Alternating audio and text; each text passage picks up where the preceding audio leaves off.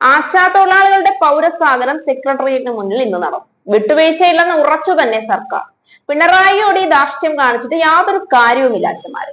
നീണ്ട 2 മാസത്തിനു മേലെയായി സെക്രട്ടേറിയറ്റിന് മുന്നിൽ തങ്ങളുടെ അവകാശങ്ങൾ സംരക്ഷിച്ചു കിട്ടണമെന്ന വാദം ഉന്നയിച്ചുകൊണ്ട് സമരം നടത്തുന്ന ആശാതൊഴിലാളികളുടെ സമരത്തിന്റെ പല മുഖങ്ങളും ഇതിനോടകം തിരുവനന്തപുരം നഗരം കണ്ടുകഴിഞ്ഞു.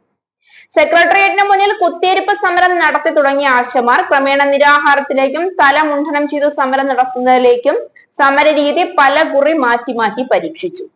ഇതിൽ നിന്നൊക്കെ വിഭിന്നമായി ഇന്ന് തിരുവനന്തപുരം സാക്ഷ്യം വഹിച്ചത് പൗരസാഗരത്തിനായിരുന്നു. സമരത്തിന് ഐക്യദാർഢ്യം പ്രഖ്യാപിച്ചുകൊണ്ട് സാംസ്കാരിക നായകന്മാരും ചലച്ചിത്ര നടന്മാരും ഉൾപ്പെടെ സമൂഹത്തിലെ മുൻനിരയിലുള്ള പലരും അണിനിരന്നു. കോരിച്ചൊരിയുന്ന മഴയിലും തിരുവനന്തപുരം മഴയെ വകവയ്ക്കാതെ ആശമാർക്ക് ആനുകൂല്യങ്ങൾ അനുവദിച്ചു കൊടുക്കണമെന്ന ആവശ്യവുമായി വൻ മനുഷ്യസാഗരം തന്നെയായിരുന്നു സൃഷ്ടിച്ചത്.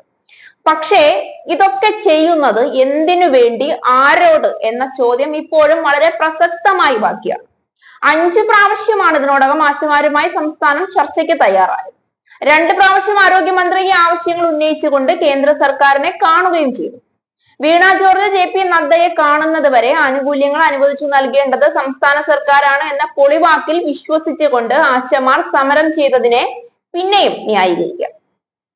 പക്ഷേ JP നദ്ദയെ കണ്ടുകഴിഞ്ഞ് ഇൻസെന്റീവ് ഉയർത്താൻ കഴിയില്ല എന്നും ആശമാരെ സ്ഥിരം തൊഴിലാളികളാക്കാൻ കഴിയില്ല എന്നും ഉൾപ്പെടെയുള്ള കേരളം മുന്നോട്ട് വെച്ച എല്ലാ ആവശ്യങ്ങളും കേന്ദ്ര സർക്കാർ തള്ളിയിരുന്നു എന്നുള്ളത് വ്യക്തമായിട്ടും ഇതൊന്നും അനുവദിച്ചു കിട്ടിയില്ലെങ്കിലും പ്രശ്നമില്ല, സംസ്ഥാന സർക്കാർ ഏത് പരിതാപാവസ്ഥയിലും തങ്ങളുടെ ആനുകൂല്യം വർദ്ധിപ്പിക്കുകയും 5 ലക്ഷം രൂപ പിരിഞ്ഞു പോകുമ്പോൾ വിരമിക്കൽ ആനുകൂല്യമായി നൽകണമെന്നുമുള്ള വാദത്തിൽ ആശമാർ ഉറച്ചു നിൽക്കുന്നതിൽ ഒരല്പം യുക്തിയില്ലായ്മയില്ലേ?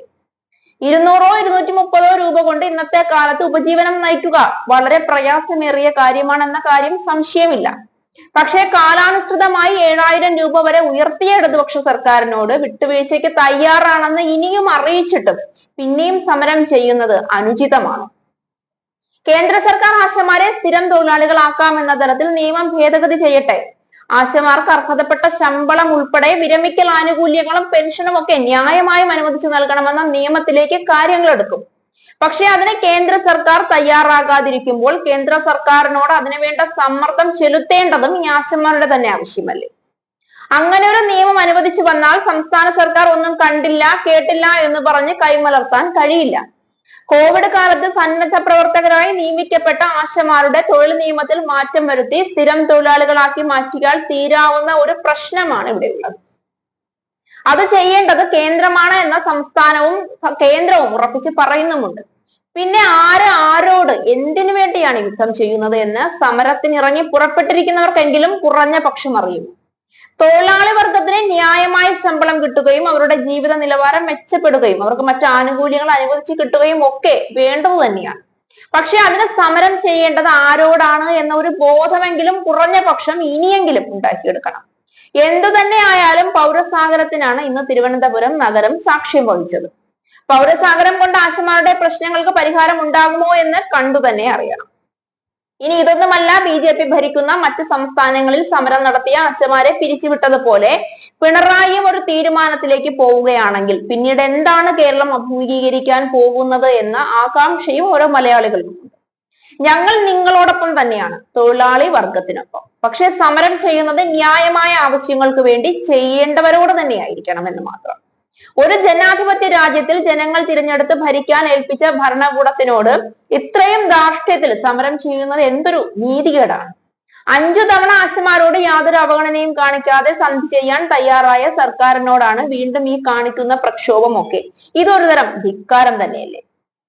സമരം അവസാനിപ്പിച്ച് തിരികെ പോകാൻ ആശമാർക്ക് കൂടി ആഗ്രഹം വേണ്ടേ എന്ന പിണറായിയുടെ ചോദ്യത്തിനെ അന്വർത്ഥമാക്കുന്ന പോലെയാണ് ഇപ്പോൾ കാര്യങ്ങളുടെ പോക്ക്. ആശമാർക്ക് ശമ്പളം കൂട്ടിക്കൊടുക്കണമെന്ന ഉറച്ച സ്വരത്തിൽ സംസ്ഥാന സർക്കാരിനോട് കൽപ്പിക്കാൻ കേന്ദ്ര സർക്കാരിനോ മറ്റ് നീതിപീഠത്തിനോ കഴിയുന്നില്ല എന്നതു തന്നെ സംസ്ഥാന സർക്കാർ മാത്രം അതിന് ഉത്തരവാദികളാകുന്നില്ല എന്നതും ഖജനാവിൽ പണമില്ല എന്നതും ബോധ്യമുള്ളത് കൊണ്ടല്ലേ? കേരളത്തിന്റെ സാമ്പത്തികാവസ്ഥ പരിതാപകരമാണെന്ന് പിണറായി പല പ്രാവശ്യം വ്യക്തമായി പറയുകയുണ്ടായി. കഴിയുന്നതിലും കൂടുതൽ ആനുകൂല്യങ്ങൾ പിന്നെയും അനുവദിച്ചു നൽകാനും തയ്യാറായി. പക്ഷെ ഇതൊന്നും പോരാ എന്നും പറഞ്ഞ് സെക്രട്ടേറിയറ്റിന് മുന്നിൽ ഈ ജനസാഗരം സൃഷ്ടിക്കുന്നത് ഇപ്പോൾ ഒരുതരം തീക്കളി തന്നെയാണ് ആശമാരുടെ പ്രശ്നം പരിഹരിക്കാൻ ഒരു സമിതിയെ വെച്ച് പഠിച്ച് തീർപ്പ് കൽപ്പിക്കുമെന്നുള്ള തീരുമാനത്തിനെ പോലും തള്ളിക്കളയാൻ ഉതകുന്ന തരത്തിലാണ് ഇപ്പോൾ ഈ കാണിക്കുന്ന കോലാഹലം.